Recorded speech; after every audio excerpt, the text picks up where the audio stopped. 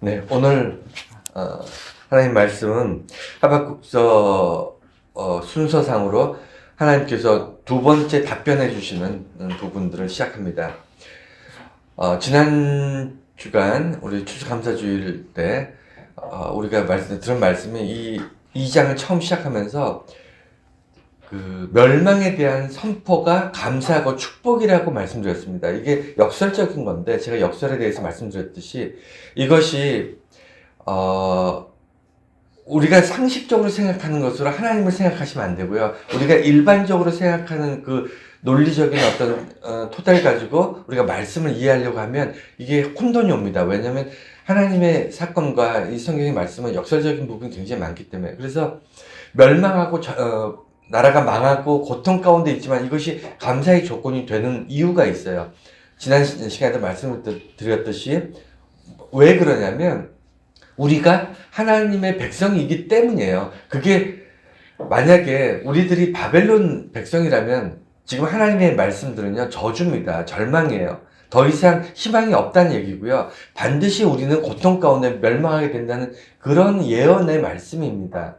얼마나 우울하고 슬픈 얘기겠어요. 하지만 똑같은 멸망에 대한 이야기가 예언이 나올지라도 우리는 감사할 수 있고 기뻐할 수 있고 하나님께 영광 돌릴 수 있는 이유는 뭐냐면 이것이 끝이 아니고 우리를 위해 베푸신 놀라운 축복의 과정이라는 것을 우리가 알기 때문이에요. 멸망 자체가 끝이 아니라는 것은 우리 예수 믿는 사람들, 하나님의 자녀들에게서만 선포될 수 있는 귀한 축복입니다. 대부분의 나라들, 대부분의 역사가들의 어떤 안목을 보면 나라는 생겨나서 흥하기도 하지만 멸망하고 나면 역사 속에 사라진 게 대부분이에요. 그런데 이스라엘의 민족에 대해서 하나님께서는 꾸준히 그들에게 징계하시고 그들을 깨닫게 하시고 다시 돌아오게 하시고 그럼에도 하나님을 거역하고 죄짓는 이스라엘 백성들, 이 사건들의 반복이 이 구약의 말씀입니다. 그래서 오늘 말씀을 이제 볼 때, 오늘은 하나님께서 이제 바벨론에 대해서 예언을 주시는 건데, 그들이 망하지 않겠느냐라고 계속 반복하세요. 그들이 멸망하는 것이 당연하지 않겠느냐, 이렇게 말씀하시는 거예요. 여러분, 하나님의 백성들에게 선포하는 말씀하고 이방인들, 특히 하나님을 알지 못하고 그 다음에 폐역하고 그리고 이게 뭐라죠? 긍휼이 없는 정말 잔인무도한 그런 이방인들에게 하나님이 선포하는 그 말씀하고는 이 개념이 다릅니다. 어떤 개념이냐면 이방 백성들, 특히 이스라엘을 공격해서 멸망시키는 바벨론이나 아수르 같은 나라들, 주변 강대국들에 대해서 하나님께서 어떻게 말씀하시냐면 그들이 저지른 대가를 그들의 손에 받게 된다라는 것이 골자예요. 이스라엘은 누구를 공격하거나 누구를 괴롭혀서 망한 게 아니잖아요. 이스라엘이 왜 망했죠? 바벨론이 강대국이기 때문에 망했을까요? 아니라니까요. 이스라엘의 범죄를 심판하시고 그들에게 깨닫게 하시기 위해서 멸망시키고 그들을 고통 가운데 처하게 하시려는 하나님의 계획 안에서 바벨론이 만들어진 거예요. 그리고 그 계획 안에서 바벨론이 이스라엘을 공격한 겁니다. 그렇기 때문에 이스라엘은 근본적으로 다른 나라를 괴롭히거나 공격하거나 억압하지 않았어요. 이해가 되시죠? 하나님의 백성들은요, 억울할 때 있습니다. 하나님의 백성들은 내가 왜 이런 대우를 받아야 되지? 내가 왜 이런 어려움을 당해야 되지? 할 때가 있어요. 내가 선한 마음으로 선대하며 살았는데 왜 사람들은 나를 오해하고 나를 핍박하고 나를 더 힘든 길로 끌고 갈까라고 이해할 수 없는 상황들이 발생할 수 있어요. 뭐 꼭 우리만 그러는 건 아니겠지만 대표적으로 예수 믿는 사람들이 예수 믿는 것 때문에 불이익과 억울함을 당할 수 있습니다. 그것이 내가 잘했고 못했고의 문제가 아니고요. 하나님 크신 계획 안에 있는 거예요. 그래서 내가 때로는 멸망하는 것 같고, 때로는, 고통받는 것 같고, 때로는 억울한 일 당하는 것 같은데, 그게 끝이 아니라는 것을 말씀하시는 거예요. 하나님께서 뭐라고 말씀하시냐면, 너희가 당한 고통이 이래 해서 이렇게 된 거다. 원인은 이렇고, 결과는 이렇고, 이걸 설명하시는 게 아니고, 우리가 고통받게 될 것이지만, 우리를 고통 가운데 끌고 가는 그 악한 세력들을 그들은 그들 나름대로 반드시 그들의 저지른 죄의 대가를 받게 될 것이다. 이것이 우리가 감사할 수 있는 이유입니다. 하여튼 오늘 말씀은 이 두 가지 이스라엘에게 향하는 멸망과 바벨론에게 향한 멸망의 차이점과 바벨론은 왜 그들이 망할 수밖에 없는지 그 이유, 다시 말해서 회복되지 않는 멸망, 구원받지 못하는 멸망이 어떤 이유에서 그렇게 되는지를 좀 알 필요가 있어요. 여러분, 우리가 힘이 있다면, 우리가 사람들을, 본의 아니게 사람들 힘들게 하거나 괴롭힐 수 있잖아요. 다른 사람들 어렵게 할 수 있습니다. 그런데 그것이 나는 인식을 하지 못해. 나는 그냥 잘 살려고 했던 거야. 나는 열심히 노력했는데, 노력하는 과정에서 다른 사람이 힘들어지거나, 아니면 경제에서 내가 계속, 이기게 되면 계속 경제에서 떨어진 사람들이 또 고통받게 되잖아요. 이런 우리 삶의 어떤, 특별히 뭐라고 이렇게 설명할 수 없지만 굉장히 오묘한 그런 역학관계들이 있습니다. 힘의 어떤 역학관계가 있는데 이런 것 때문에 고통받는 사람들의 그 고통을 내가 책임져야 되느냐? 여러분 어떻게 생각하세요? 바벨론의 입장에서는 정말 억울할 수 있어요. 그렇지 않습니까? 우리가 바벨론 백성이라고 생각해 보세요. 왜 하나님은 우리를 이렇게 부강하게 만들고 강한 민족을 만든 다음에 이스라엘을 공격하게 하시고 이스라엘을 공격한 이유만으로 그들이 멸망할 수밖에 없게 만드셨을까? 하나님은 너무 불공평하다라고 생각할 수 있습니다. 하지만 그것은 그들의 착각이에요. 뭐냐면 악한 사람들이 왜 하나님으로부터 구원받지 못하고 용서받지 못하고 그들이 영원한 멸망으로 가는가. 이스라엘은 멸망했지만 다시 회복되고 다시 하나님의 백성으로 다시 강한 민족이 되는데 왜 더 강했던 바벨론은 역사 속에서 완전히 사라져서 흔적도 없게 되는가. 여기에는 바벨론에게 이유가 있어요. 하나님에게 이유가 있는 게 아니고 바벨론에게 이유. 그것은 이제 차곡차곡 우리가 찾아가면서 우리 주변 그리고 우리의 삶에서 하나님 앞에 정말 용서받지 못하는 그런 죄들이 있다는 것을 우리가 기억하시기 바랍니다. 여러분 하나님 앞에 용서받지 못한 죄가 있어요 없어요? 있습니다. 우리가 성령을 모독하는 거, 예수님을 거역하는 거, 하나님을 온전히 믿지 못하고 우상과 더불어 하나님을 믿는 거, 이런 모든 일들이 하나님께서 단연코 용서하지 않겠다고 말씀하셨어요. 우리는 그저 그냥 하나님께서 다 용서하시고 다 나를 위해서 오냐 해주실 거라고 착각을 하는데 그렇지 않습니다. 그렇게 따지면요, 우리 주변에 있는 정말 선하고 착한 사람 너무너무 많아요. 우리보다 훨씬 착하고 훨씬 선하게 산 사람들 많습니다.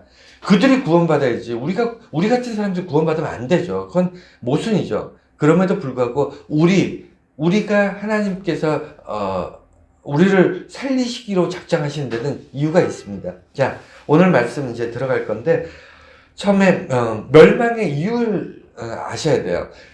바벨론이 멸망하게 된 것은요, 이스라엘을 공격했기 때문에 하나님께서 그렇게 하시는 게 아니고 그들에게 특별한 이유들이 있습니다. 먼저 이스라엘과 바벨론의 멸망의 차이점을 이제 볼 건데, 하나님께서 이스라엘을 멸망시킨 것은 목적이 깨달음이고 그들의 성장이고 그들의 돌이킴이고 그들이 하나님을 떠나고 하나님 알지 못하고 우상을 섬기고 그 죄악 가운데 하나님의 공의를 버렸을 때 그들을 다시 돌아오게 하는 것이 그 목적이라고 했습니다. 그러면 바벨론이 멸망하게 된 이유는 뭐죠? 바벨론이 용서받지 못하는 이유는 뭘까요? 그들은 그들이 저지른 죄에 대해서 그러니까 하나님께서 그들을 사용하시는 것으로 끝나는 것이 아니고 그들의 죄에 대해서 그들에게 묻게 된다는 거예요. 너희들이 이런 악을 행해야 했는데 이것에 대해서 어떻게 생각하는지 어떻게 생각하는지를 묻게 될 때 그들이 자기들의 죄에 대해서 나는 죄 지은 거 아니다, 그냥 해야 할 일을 했을 뿐이다 라고 생각하는 거예요. 거기에 대해서 하나님께서는 그렇다면 용서하지 않겠다는 겁니다. 여러분, 이제 뒤에 가서 다시 한번 반복해서 나오겠지만, 악인은요, 자기가 악을 행하는 것이 악이라고 생각하지 않기 때문에 악인이에요.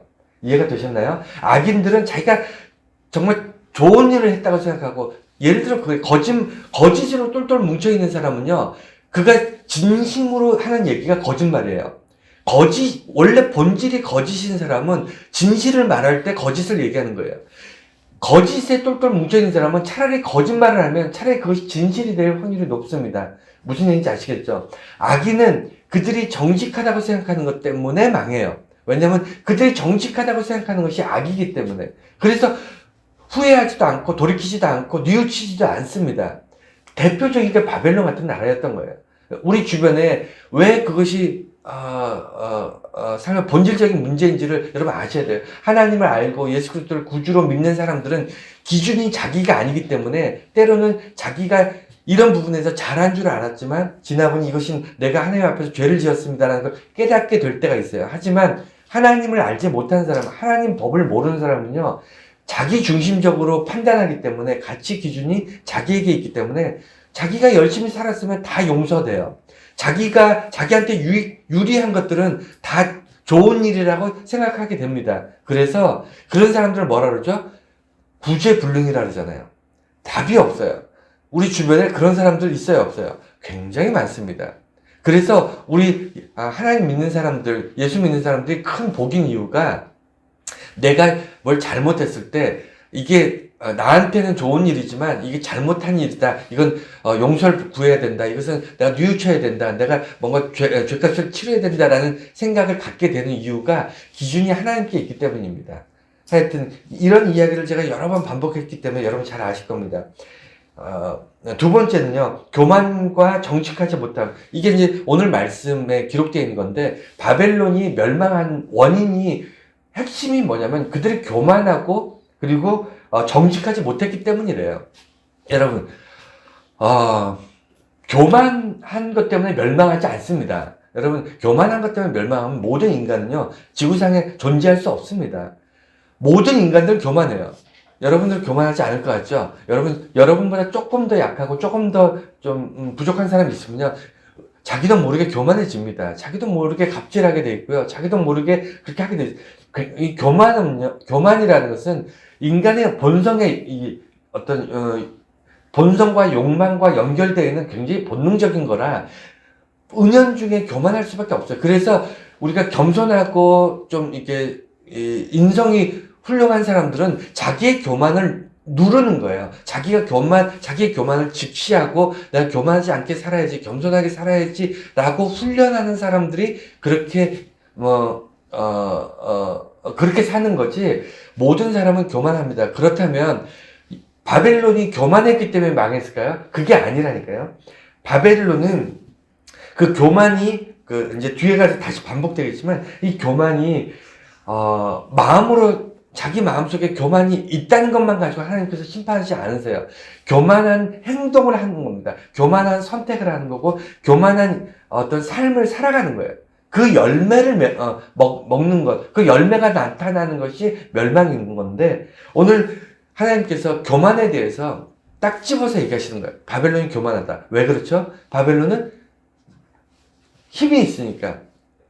남들보다 더 많은 것을 가지고 힘이 있고 더 속된 말로 잘나고 잘 되는 사람이 그 잘되고 잘나고 그런 것들을 가지고 자기에게 유리한 어떤 힘으로, 권력으로 자기 삶을 자기 편하게 만들어 나간 사람들, 이런 사람들은 자기도 모르게 교만으로 그냥 똘똘 뭉쳐 있습니다. 사고방식이 아예 달라요. 그래서 하나님께서는 원인으로 생각했고, 그리고 정직하지 못하다라고 얘기하는데, 우리가 거짓말하면 저주받고 멸망하나요? 거짓말하는 것이 아니고요. 아까 방금 말씀드린 것처럼 정직하지 못하다는 것은요, 본성이 악하다는 거예요. 그러니까 이 사람이 자기가 정직하지 못하다는 것을 모릅니다. 바벨론들이 자기들이 악하다는 것을 몰라요. 자기들이 얼마나 잔인하고, 그 다음에 정말 자비가 없이 무지막지한 그런 민족이고 그런 악한 전쟁을 계속 해오고 있고, 사람들을 얼마나 고통 가운데 처하게 했는지를 바벨론이 모릅니다. 모르기 때문에 당연히 그렇게 열심히 사는 거예요. 열심히 살면 살수록, 열심히 전쟁하면 할수록, 열심히 그들이 노력하면 노력할수록 더 많은 사람이 고통받고 더 많은 사람들이 멸망할 수밖에 없고 절망할 수밖에 없는 거잖아요.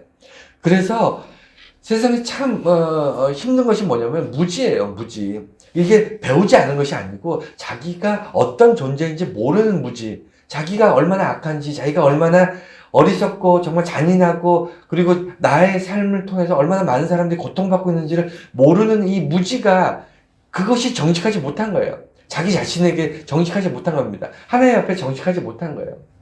그래서 다시 회복되고 돌아갈 기회를 잃게 됩니다. 이스라엘 백성들의 하나님께서 멸망을 주신 건요, 그들이 그 전에 뭘 알고 있죠? 하나님의 말씀을 알고 있잖아요. 하나님의 약속을 알고 있기 때문에 고통 가운데 멸망당하는 과정에서 뭘 얻게 되냐면, 과거에 하나님의 말씀을 깨닫고 돌아가게 돼요. 깨닫게 돼요. 돌아갈 기회를 얻게 됩니다. 하지만 바벨론은요, 하나님을 알지 못하기 때문에 그들이 하나님께 돌아갈 기회를 놓치는 겁니다. 지금 오늘의 배경이 구약에 있잖아요. 여러분, 지금 현대사회에, 지금 21세기에 아무리 악한 사람이라도 그 악함 때문에 구원받지 못하는 경우가 있을까요? 없을까요? 이 사람은 너무 악하니까 이 사람 도저히 하나님께서 용서할 수 없어, 구원받을 수 없어 라는 사람이 있어요, 없어요? 지금 현대에는 그런 사람 없어요. 아무리 악해도 구원받을 수 있습니다. 왜 그렇죠? 구원의 대가를 우리가 치르는 게 아니고 예수님께서 치르셨기 때문이에요. 구원에 대한 대가를 내가 치른 게 아니고 예수님 치르셨기 때문에 그 어떠한 악한 사람도 나를 위해서 예수님이 죄값을 치르셨어. 구원을 위해서 십자가를 지셨어. 라고 이야기하면 모든 사람이 구원받을 수 있어요. 그래서 지금이 복된 시기라는 겁니다. 하지만 예수님이 오시기 전에 구약의 시대는요, 예수님이 치르지 않으셨잖아요. 그래서 이들은 어떤 사람은 구원받을 수 있는 사람, 어떤 사람은 구원받을 수 없는 사람, 이거를 무엇으로 나눴죠? 무엇을 기준으로 나눴을까요? 당시에는 하나님의 약속의 말씀을 믿고 따르는 사람들, 하나님의 법을 지키는 사람들은 구원받고요, 그렇지 못한 사람은 구원받지 못했어요. 그게 기준이었어요. 그러면 구약의 시대는요, 개개인의 노력이 중요했다니까요. 개개인이 하나님 앞에 우상을 버리고 하나님 말씀을 지키고 율법 안에서 거룩하게 살려고 하고 이런 개개인의 노력이 중요했어요. 그렇기 때문에 그 이스라엘 백성들이 구원받을 수 있는 하나님의 백성이 됐고, 그 바닥에는 뭐가 있냐면 하나님이 아브라함과 하신 약속이 있어요. 이스라엘 백성을 내가 하늘의 별처럼 바닷가 모래알처럼 큰 민족을 이루겠다. 내가 내 백성으로 삼겠다. 라고 아브라함부터 대대로 아브라함, 이삭, 야곱, 요셉 계속 족장들과 약속을 하잖아요. 그 약속과 함께 이스라엘 백성들이 하나님 앞에 잘 지켜나가면 그들 구원의 백성이 되는 거고, 나머지 이방인들은 그 약속이 없었기 때문에 그들이 행한 대로 받는 겁니다. 그런데 바벨론 같은 나라들이 힘이 너무 강하면 자기들의 죄나 자기들의 잘못이 보이지 않습니다. 오늘날 현대에도 그것이 문제예요. 예수 그리스도를 통해서 모든 사람이 구원받을 수 있음에도 불구하고 예수 그리스도를 의지하지 않아요. 의지하지 않습니다. 그게 유일한 방법인데도. 자, 이 차이점을 아시겠죠? 그래서 의인은 그의 믿음으로 말미암아 살리라. 바벨론은 멸망할 것이다. 바벨론은 그들이 정말 교만하고 그리고 정직하지 못하고 돌이키지 못하고 그렇기 때문에 그들이 저지른 그 죄악으로 인해서 그 죄악대로 심판받을 것이다 했는데, 하나님께서 이스라엘은 다르게 얘기하셨어요. 뭐냐면 하나님의 법이 있는 백성은 하나님의 법대로 심판하고요, 하나님의 법을 알지 못하는 백성들은 하나님 법 없이 심판하세요. 그렇게 구약에 그렇게 기록되어 있어요. 그래서 바벨론은 그들의 행위대로 하나님께서 심판하셨습니다.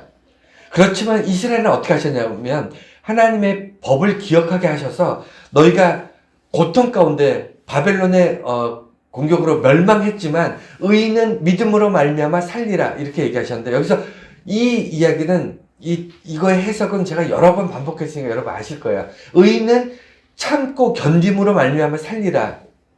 정말 죽을 만큼 힘들지만 참음으로 살리라 라는 것이 이 본문이라고 제가 여러 번 말씀드렸죠. 그런데 그렇다면 의인은 참고 견딤으로 살리라 라고 하면 산 사람은 의인이고 죽은 사람은 의인이 아닌가요?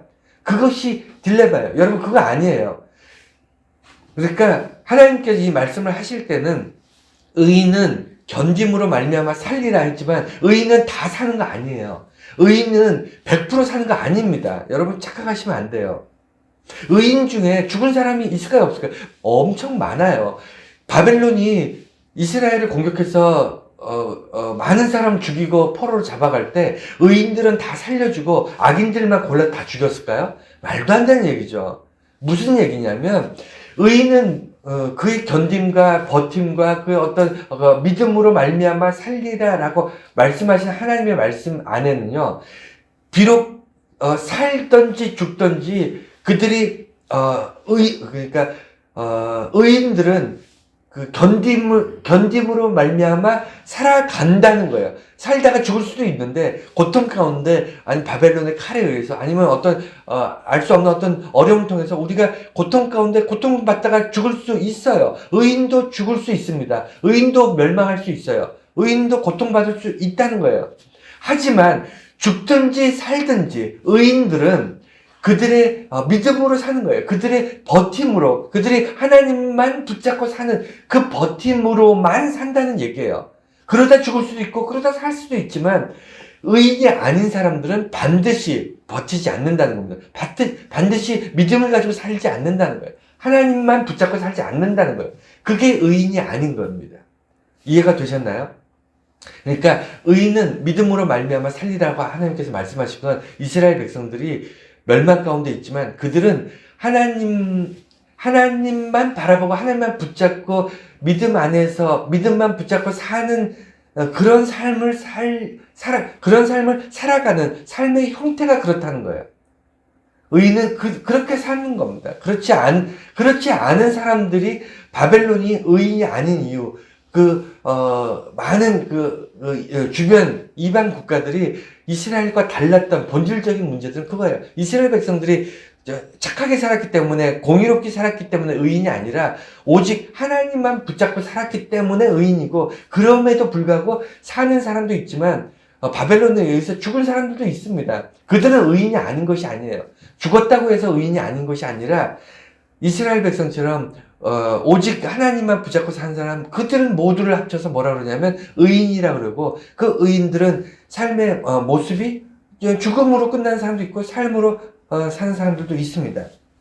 하여튼 그래서 멸망의 원인이 그렇고, 오늘 핵심이 이거예요. 구원이 없는 멸망. 바벨론은 왜 구원받지 못했을까? 왜 하나님께서는 그들에게 구원의 약속을 주지 않으셨는가? 이것을 알아야 됩니다. 왜 알아야 되냐면 오늘날 교회 다니는 사람 중에 구원받지 못한 사람이 있을까요? 없을까요? 여러분 어떻게 생각하세요? 교회 다니는 사람 중에, 교회 다니는 사람 중에 구원받지 못한 사람이 있다니까요. 세상에 제일 불쌍한 사람이에요. 차라리 교회 다니지 말지.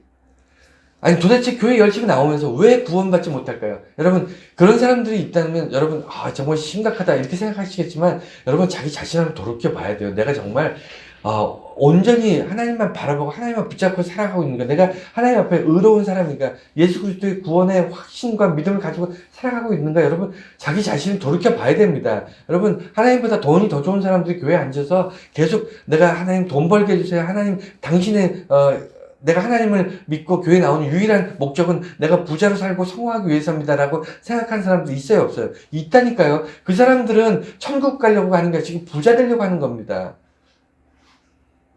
예수님께서 그 사람들을 기억하실지, 저는 입으로 주여 주여 하는 자마다 천국에 들어가지 못한다고 누가 얘기하셨죠? 예수님께서 말씀하셨어요. 구원 없는 멸망을 바벨론 민족이 겪게 되는데, 그들이 왜 그렇게 되는지 오늘 이제 하나님께서 이제 말씀해 주세요. 두 번째 답변으로, 첫 번째는 술을 즐기고 거짓되었다. 이 거짓이라는 말이 계속 반복되고 있다는 걸 기억해 주시고, 술을 즐긴다. 여러분 술 마시면 지옥 가나요? 한국 기독교는 술에 대해서 좀 심하게 제재합니다. 그게 역사적인 어떤 환경에 있어서 그렇습니다. 그런데 요새 교회 다니는 사람 중에 술 안 마시는 사람 거의 없죠. 거의 없습니다. 시대가 또 그렇게 변했어요. 사회생활 하면서 교회 다니면서도 술 마시고, 예전에는 교회 다니면 당연히 술을 안 마셔야 된다고 했고, 술 마시면 큰일 난다고 얘기했는데, 술이 구원과 아무 상관이 없어요. 술을 마시면, 예를 들어 그렇습니다. 여러분, 주변 사람들한테 맨날 사기치고 거짓말하는 사람이 교회 열심히 다니면서 주변 사람들은 맨날 거짓말하고 사기치고 온갖 도둑질 같은 건, 옆에 교회 나오는데 옆에 예배 드리는 사람 지갑 슬쩍하고 막 그런 사람들 있어요, 없어요? 있습니다. 그런 사람들이 신앙생활을 제대로 할 수 있을까요? 제대로 못할 가능성이 높다는 거예요.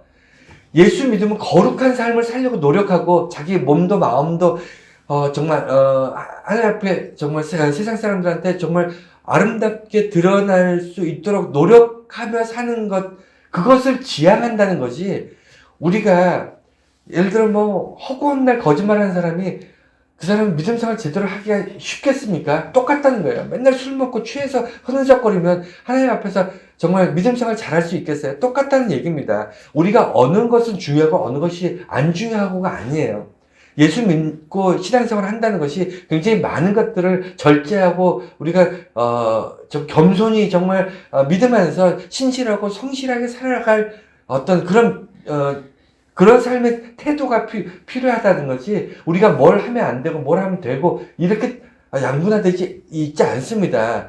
여러분 잘 생각하세요. 여기서 하나님께서 술을 즐기고라는 것은 즐기고에 방점을 둬야 돼요. 옛날 사람들이라고 매일 술 먹었을까요? 이 당시 구약 사람들이 매일같이 술이 물이 없으니 뭐 술을 먹었다. 이게 말이 안 되는 것이, 술이 물보다 훨씬 귀합니다. 아무리 물이 물이 흔하지 않다고 해도 고대에도요, 술은 귀한 거예요. 이게 돈 주고 사야 되잖아요. 만들기도 어렵고. 그러면 왜 술을 즐겼을까요? 다른 말로 표현하면 향락을 즐기는, 술이라는 것은 잔치에 들어가잖아요. 술을 즐긴다는 게 뭐죠? 맨날 잔치했다는 겁니다. 매일 유흥을 즐겼다는 거예요. 여러분, 유흥을 즐긴다는 것에 핵심을 둬야 돼요. 술을 즐겼다는 말은 지금 표현으로 얘기하면 허구한 날 놀고 먹으면서 유흥의 삶을 살았다. 매일 이 유흥이라는 것이 다른 말로 표현하면요, 쾌락을 즐긴다는 겁니다.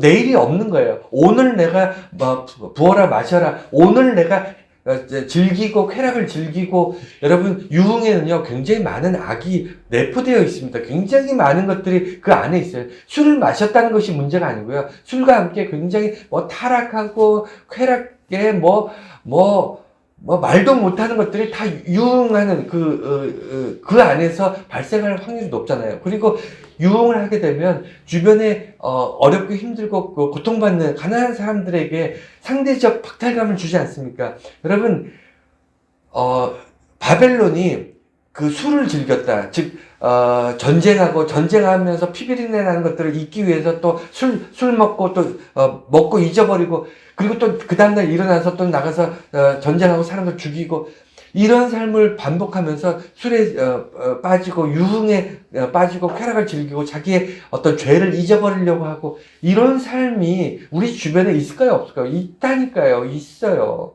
여러분, 이게 옛날 얘기가 아니기 때문에 제가 말씀을 드리는 겁니다. 그리고 거짓을 즐긴다. 아까 반복해서 말씀드리는 거예요. 속이는 것이 여기 말하는 거짓, 남을 속이는 건데, 속이는 것이 아니라니까요. 그냥 거짓에 찌들어 있는 사람, 그냥 모든 것이 거짓으로 바뀌어버린 사람은요, 그 사람이 정직하려고 노력하면 할수록 그 사람 거짓말만 하고 살아요. 거짓말만 하고 삽니다. 왜? 자기는 정직하려고 노력하는 그 정직이 원래 거짓된 사람에게서 정직한 것은 거짓이기 때문이에요. 그래서 그냥 그렇습니다. 거짓된 사람과 거짓된 사람이 서로 만나서 한 바운더리 안에서 살게 되면 지옥이 따로 없어요. 여러분, 정직한 사람과 정직한 사람을 만나면 아주 평화로울 수 있습니다. 서로를 이해할 수 있고 소통할 수 있고요. 왜냐하면 기준이 정직과 정직이기 때문에 서로 소통이 돼요. 근데 정직한 사람과 거짓된 사람은요, 서로 엇나가긴 하지만 이해는 할 수 있어요. 소통이 돼요. 왜냐하면 정직한 사람 눈에서 볼 때는 거짓된 사람은 저 사람 거짓되니까, 저 사람 악한 사람이니까 거짓말을 밥 먹듯이 하니까 저렇게 할 수 있어 라고 얘기할 수 있고요. 거짓된 사람 눈에 볼 때는 정직한 사람은 쟤는 맨날 고지고대로 얘기하고 그냥 융통성 없고 그냥 그렇게 사니까 쟤는 원래 저래. 서로 이해할 수 있어요. 근데 거짓과 거짓이 만나면요. 서로 도저히 소통할 수 없고 이해할 수 없습니다. 여러분, 바벨론이 그랬어요. 그러니까 하나님을 알지 못하는 악한 그룹은요, 보통 이 거짓과 거짓이 충돌하는 거예요. 그래서 바벨론 사회는 소통할 수가 없었습니다. 그래서 반드시 그들은 스스로 안에서 멸망하게 됐어요. 로마도 스스로 안에서 멸망했고요. 세계적인 강대국들은요, 내부에서 균열이 일어나고 내부에서 멸망했습니다. 그리고 오늘 말씀에 교만하여 가만히 있지 않고, 아까 설교 초반에 말씀드렸죠. 가만히 있지 않은 것이 중요한 거예요. 그 교만한 거는 누구나 다 교만합니다. 그런데 바벨론이 자기들의 교만한 것을 가지고 어떻게 했냐면 자기의 삶을 선택하는 거예요. 교만으로 자기가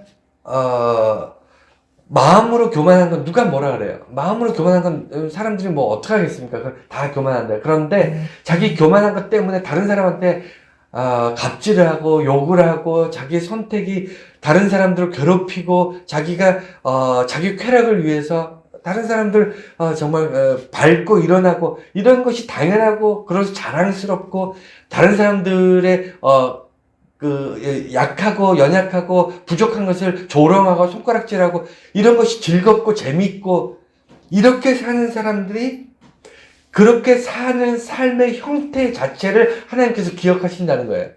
교만한 사람도 자기 스스로 나는 왜 이렇게 교만할까? 나는 왜 이렇게 악할까? 난 정말 하나님 앞에서 이렇게 부끄러운 삶을 살까? 라고 고민하면서 그렇지 않은 선택의 삶을 살려고 그렇지 않은 삶의 모습을 태도를 가지려고 노력하는 것 이것은 바람직하지만 내가 원래 뭐 사람은 교만한 거 아니야? 원래 사람은 악한 거 아니야? 그러니까 내가 정직하게 악한 삶을 사는 거지. 내가 정직하게 교만한 삶을 사는 것이 그게 뭐 내 속에 있는 것을 겉과 속이 똑같이 이렇게 사는 것이 그게 뭐가 나빠 라고 생각하는 사람들 대표적인 사람 내가 우리 집이 부자기 때문에 내가 하루에 뭐 술값을 1,000만 원씩 쓰겠어. 누가 말립니까? 하지만 그것이 옳은 일이냐고요. 자기가 처해 있는 상황들이 악하고 그다음에 교만하다면 그렇지 않은 선택을 해야 되는데 그렇지 않은 선택을 하지 않고 그냥 내가 악한 그런 사람이니까 악한 선택을 하며 살겠다 이렇게 사는 사람들을 이런 사람들이 세상에 넘쳐납니다. 하나님께서 이런 사람을 향해서 그들이 심은 대로 거두겠다고 하시는 거예요. 그들이 선택하고 살아가는 방식대로 결말이 올 것이다 라고 얘기합니다. 아무리 강해도 반드시 끝이 있어요. 세상은요, 더 강한 사람이 나타나고, 아무리 강해도 그 힘이 쇠퇴합니다. 우리가 20대, 30대 정말 세상을 다 가진 것처럼, 어떤, 젊음과 시간과 어떤, 이런 것들이 다 채워진 것 같지만, 시간이 지날수록 우리가 점점 약해지면서, 그리고 언젠가는 우리가 생명이 꺼지잖아요. 우리는 영원한 것이 없습니다. 이 땅에서는 영원한 것이 없기 때문에 우리는 반드시 내가 지금 힘이 있고 권력이 있고 내가 남들보다 뛰어난 것이 있지만 이것이 언제까지나 가지 않는다. 그래서 주변 사람들에게 선대해야 된다. 왜냐하면 내가 악하게 행할 때 악하게 다른 사람들 마음에 피멍이 들게 하면 이 사람들이 언젠가는 나에게 보복할 것이다. 그들이 나처럼 다시 힘을 갖게 될 때 나는 그들에게 보란듯이 보복당하게 될 것이다라는 것을 기억해야 되는데 그렇지 않아요. 그렇지 않은 이유가 뭐냐면 교만해서 자기 생각에는 그렇게 안 될 거라고 생각하는 겁니다. 자, 보세요. 욕심을 넓히며 족한 줄을 모른다. 이것 때문에 하나님께서 용서하지 않으시겠다는 거예요. 우리가 하나님께 돌아간다는 것, 그것은 뭐냐면 내가 멈추는 거예요. 내 욕심이 멈추는 겁니다. 내 욕망이 멈추고 내가 지금 우리가 욕심 없이 산다. 이건 불가능하죠. 욕심은 다 있습니다. 하지만 멈출 줄 알아야 된다는 거예요. 하나님께서 말씀하시는 거는 우리가 욕심 따라서 살다 보면 이것이 욕심이 인간들이 끝이 있는 줄 아느냐. 사람의 욕심은 끝이 없다. 그래서 하나님께서 멈추시겠다. 이 얘기를 하시는 거예요. 여러분 스스로 멈출 수 있을까요? 여러분 100만 원 있으면 만족하십니까? 여러분 100만 원 있으면 200만 원 있고 싶어요. 그리고 돈뿐만 아니라 권력도 마찬가지고요. 조금 더인데 우리가 죽을 때까지 조금 더가 안 멈춥니다. 우리 인생은요. 욕심이 끝이 없기 때문에 그 욕심에는 뭐가 있냐면 사람의 악이 함께 가요. 욕심 안에는 물론 욕심이 선한 욕심도 있겠죠. 하지만 선한 욕심은 극히 일부고요. 대부분 나 잘 먹고 잘 살고 나 행복해지고 내가 좋은 것을 이루기 위해서 계속 욕심을 쌓아가는 거잖아요. 그래서 그 욕심이 어느 선을 넘어서면요, 거기에 악한 어떤 생각들, 악한 의도들, 악한 결과들이 함께 돌아가게 됩니다. 우리가 살면서 경험해 봤잖아요. 욕심이 과하면요, 반드시 불행이 따라옵니다. 악이 그 안에 들어가는 거예요. 그런데 우리가 욕심 때문에 악을 멈추지 않아요. 우리가 거짓말을 좀 했더니 돈을 좀 벌었어요. 그러면 조금 더 거짓말을 조금 더 하고 조금 더 거짓말해서 돈을 더 벌고, 우리는 다 그렇게 살지 않나요? 아닌가요? 저만 그렇게 사나요? 우리는 그 욕심과 더불어 얻게 되는 이익에 대해서 굉장히 예민합니다. 그래서 욕심에 대해서는 끝없이 내 욕심을 넓혀가는 거예요. 바벨론이 그렇게 했어요. 그래서 멈추지 않았기 때문에 하나님께서 바벨론에 대해서 심판하실 때 그들의 욕심 때문에 망한다라고 얘기하시는 겁니다. 여러분, 교회 다니는 사람들이 욕심 없이 정말 하나님만 의지하고 하나님만 바라보며 사는 사람이 있을까요? 저는 없다고 봅니다. 교회 다니는 사람들도, 하나님 믿는 사람도, 저도 그렇고 여러분도 그렇고 다 교회 다니지만 욕심에 아주 찌들어 있는 사람들이에요. 하지만 뭐가 다를까요? 내 욕심을 멈출 수 있다는 것이 다른 겁니다. 이것이 한계가 있다. 내가 잘 먹고 잘 사는 것이 내 인생의 최고의 행복이 아니라는 것을 알기 때문에, 내가 다른 사람을 고통스럽게 하거나 아니면 내 욕심 때문에 다른 어떤 하나님을 신실하게 섬기고 하나님만 바라보는 것에 문제가 생겼다고 느낄 때, 내가 하나님을 최우선으로 놓는데 문제가 생겼을 때 그때 멈출 수 있는 게 그리스도인들이에요. 이해가 되셨죠? 그래서 바벨론은 그런 것이 없기 때문에, 스톱 장치, 브레이크가 없기 때문에 하나님께서 그들의 방식대로 살다가 그들의 방식대로 멸망하게 될 것이다 라고 하나님께서 말씀하시는 겁니다. 여러분, 한 끗 차이에요. 우리가 한 끗, 이게 도박할 때 쓰는 얘기인데 죄송합니다. 여러분, 정말 한 끗 차이에요. 한 끗. 여러분, 우리가 예수 믿고 교회 다니고 예배 드리지만 내가 욕심을 조금 더 내고 그러다 보면 어느 순간 우리는 돌아볼 수 없는 강을 건너가는 겁니다. 결론을 말씀드립니다. 바벨론이 당연한 멸망을 겪게 됩니다. 그 당연하다는 것이 뭐냐면, 하나님께서 말씀하시기를 그들이 심은 대로 거두게 될 것이다 라고 얘기하시는 거예요. 당연하다는 겁니다. 여러분, 당연한 축복을 받는 사람으로 살아야지 당연한 멸망을 받는 사람으로 살아서 되겠습니까? 어떻게 생각하세요? 바벨론은 당연한 멸망을 받은 사람이고요, 이스라엘은 당연한 축복을 받은 사람들이에요. 둘을 다 이렇게 인간적으로 볼 때 어디가 더 잘나고 못나고 이렇게 따지기 애매합니다. 서로 그건 그만해요. 인간이 뭐 얼마나 차이가 나겠습니까? 그렇지만 그들에게 당연한 멸망과 당연한 축복의 차이가 있었는데, 그것을 우리가 최소한 알고는 살아야죠. 내가 어떻게 예수님을 붙잡고 예수님 때문에 당연한 축복을 받고 있는가? 당연한 축복을 받을 만한 자격이 있는가? 자격 없는데 어떻게 우리가 축복 가운데 살아갈 수 있는가? 알고는 살아야 될 거 아닙니까? 그게 뭐냐면, 바벨론은 관용을 베풀어야 되는데 베풀지 않았어요. 무슨 얘기냐면, 전쟁으로 승리하는 나라는 전쟁으로 패한다는 어떤 그것이 당연한 원리라는 거예요. 여러분, 힘으로 승한 나라는 힘으로 망합니다. 우리가 힘으로 무엇을 얻은 사람들은요, 그 힘이 영원하지 않기 때문에 반드시 힘으로 얻은 것은 반드시 뺏깁니다. 이해가 되셨나요? 우리가 다른 사람으로부터 착취하고 다른 사람으로부터 빼앗은 것들은 반드시 돌려줘야 돼요. 하나님께서는 우리 인간들이 이 땅에서 행복하게 서로 돕고 배려하고 서로 섬기고 서로 나누면서 살아갈 수 있는 모든 것을 충분히 주셨어요. 여러분, 지구상에서 먹을 것이 없어서 굶어 죽는 게 아니라니까요. 먹을 것이 없어서가 아니고 나누어 주지 않아서 굶어 죽는 겁니다. 어떤 땅은 비옥해서 먹을 것이 충분하고, 지구에 있는 모든 땅을 아마 식량을 만들면 지구에 있는 모든 사람들이 배 터져 죽어도 아마 다 못 먹을 겁니다. 그만큼 세상에서 생산되는 음식물이나 이런 것도 넘쳐납니다. 어마어마한 음식 쓰레기들 지금 버려지고 있잖아요.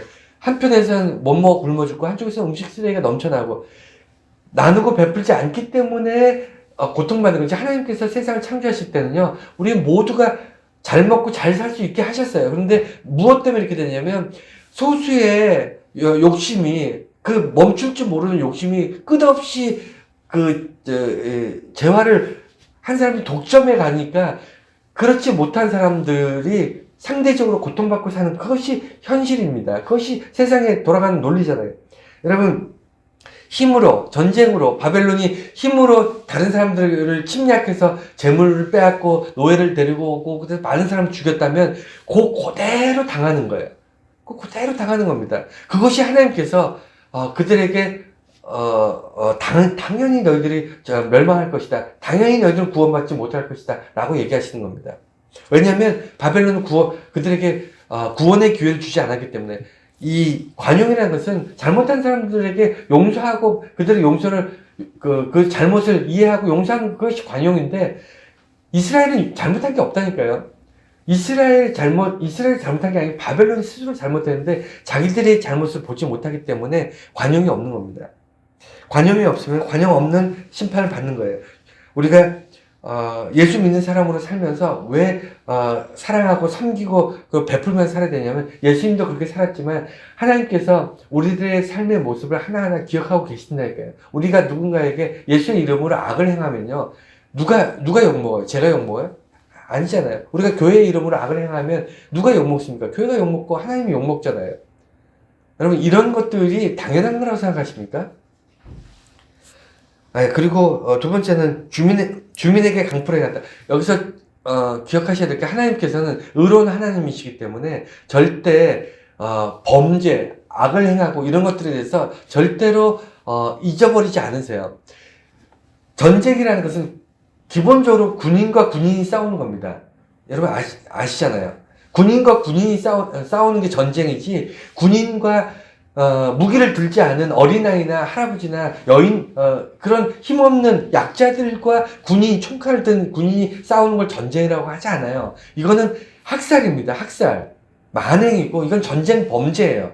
하나님께서는 이런 사건들을 기억하실까요? 안 하실까요? 기억하십니다. 우리는 전쟁하면 당연히 총 들고 싸우고 칼 들고 싸우니까 누군가는 죽여야 되고, 그리고 어떤 사람은 죽게 되니까 전쟁 자체는 악이다, 그건 하면 안 된다, 이렇게 얘기하는 사람도 있지만, 저도 뭐 거기에 어느 정도 공감하고 동의하는 편이지만, 그럼에도 불구하고 인간의 역사를 보면 전쟁은 끊임없이 있었습니다. 서로 죽고 죽이고 총칼을 들고 서로를 향해서 죽고 죽이는 문제가, 죽여야만 전쟁을 이길 수 있으니까 더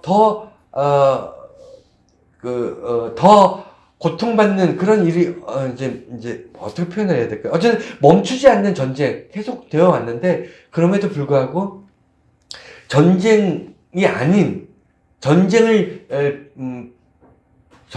뭐라 그러죠? 전쟁을 핑계로 우리는 학살하고 그다음에